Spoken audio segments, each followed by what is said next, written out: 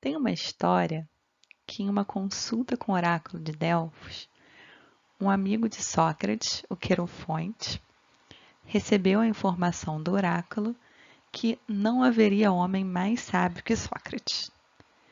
E Sócrates conta, isso através do relato de Platão, que escreveu esse relato de Sócrates, né? Então Sócrates conta que quando ele ouviu isso, ele ficou muito perplexo.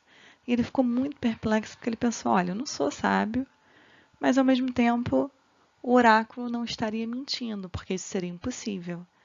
Então, qual seria o sentido disso, né, de Sócrates ser considerado sábio ou o mais sábio quando ele sabia que não era sábio?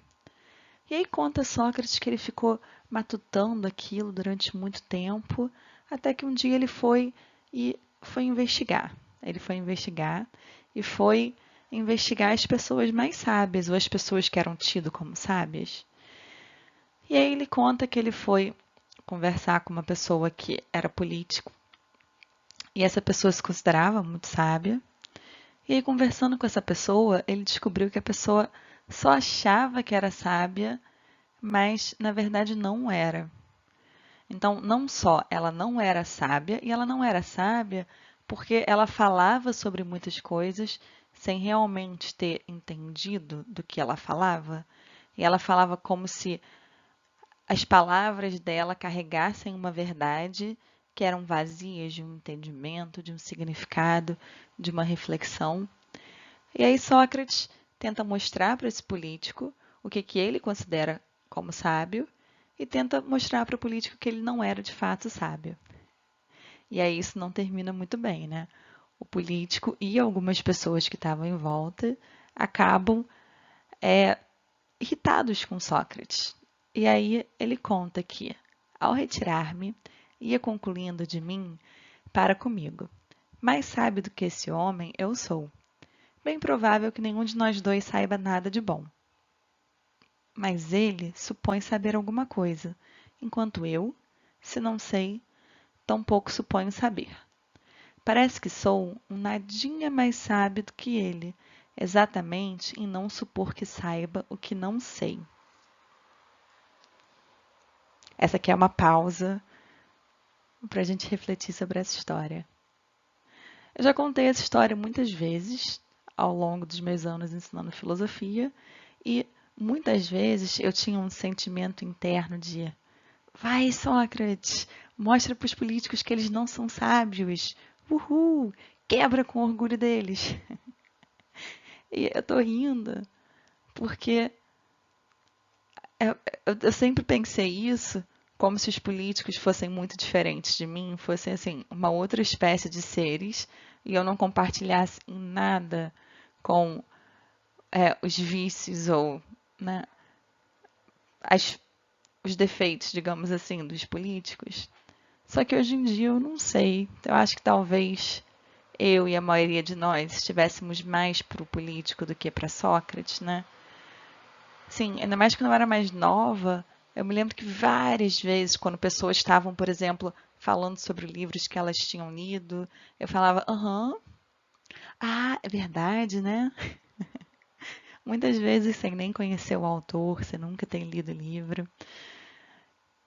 E eu vejo que a sociedade incentiva a gente a fazer isso. As pessoas têm muita vergonha dos outros saberem que ela não sabe, e às vezes pelas coisas mais bobas, assim, vergonha de você admitir que você não conhece certo cantor, ou que você não viu um filme, ou que você não leu um livro, ou que você, enfim, tem mais dinheiro do que você tem, ou qualquer outra coisa. E aí muitas vezes a gente mente ou a gente é arrogante mesmo, né? Mas isso ainda é a mentira que a gente sabe que está contando. E tem tanta coisa que a gente nem sabe, tanta arrogância que a gente carrega na gente e a gente nem faz ideia, que nem a do político, por exemplo. Né? Quantos de nós, às vezes até enquanto professor, né, a gente fica tão assim, eu sou professor, que quando um aluno faz uma pergunta, às vezes a gente tem um pouco uma reação de você é o aluno e você não podia estar questionando isso, como que eu não pensei isso, né, se não veio de mim. E E é bem diferente a gente realmente valorizar o não saber, ou não valorizar o não saber, mas valorizar o que nós realmente sabemos, que é o fato que a gente não sabe nada. E quando a gente olha na sociedade, se a gente repara nas pessoas brigando, por exemplo, brigando sobre política, já que a gente está falando sobre políticos, né? Eu conheço muitas pessoas que entendem quase nada sobre política, sobre a função de cada político, sobre o que cada um realmente faz, sobre como as coisas acontecem, e, no tanto, são capazes de brigar por política como se elas estivessem defendendo a sua própria honra ou a sua dignidade ou os seus filhos, não sei, algo muito importante para elas. E é muito difícil ter um espaço nessas discussões todas de alguém falar: nossa, isso eu não sei, não tinha pensado nisso, ou ainda não vi isso a partir desse ponto de vista, né?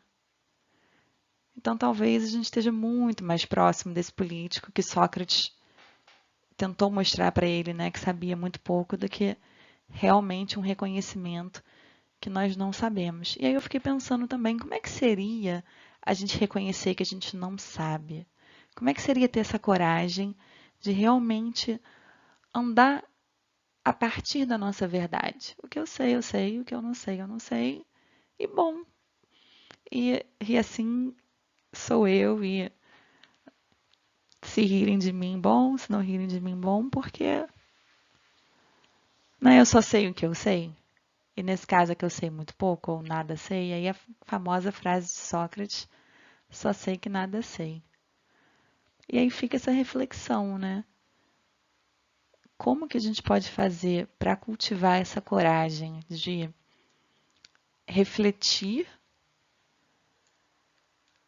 e correr o risco mesmo de chegar à conclusão de que talvez nós não saibamos? Para Sócrates teve pelo menos um lado que talvez a gente consideraria ruim, mas não sei se ele ligava, que é ele conseguiu uns inimigos assim, mas parece que teve um lado muito bom, né? Pelo menos ele dizia que sem essa reflexão, ele achava que a vida não valia a pena ser vivida. E a palavra filosofia e a palavra filósofo tem nela essa lembrança que a gente consegue no máximo aspirar à sabedoria e nunca realmente alcançar.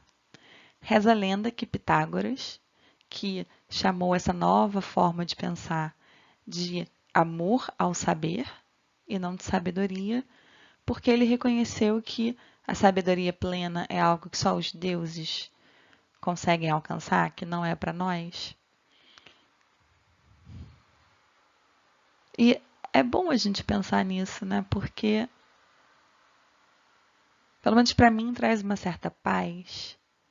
Às vezes, a vida já é tão curta, né? E às vezes a gente se cobra chegar num nível de conhecimento, ou num nível de erudição, ou a gente quer alguma coisa e para que exatamente, né? A gente talvez tenha que voltar e tentar buscar um pouco esse amor pela sabedoria, esse autoconhecimento sobre os limites do nosso próprio conhecer. E por essa definição de filosofia, pelo menos, todos aqueles que embarcarem nessa jornada de reconhecer que não sabem, mas almejarem esse saber, podem se chamar de filósofos.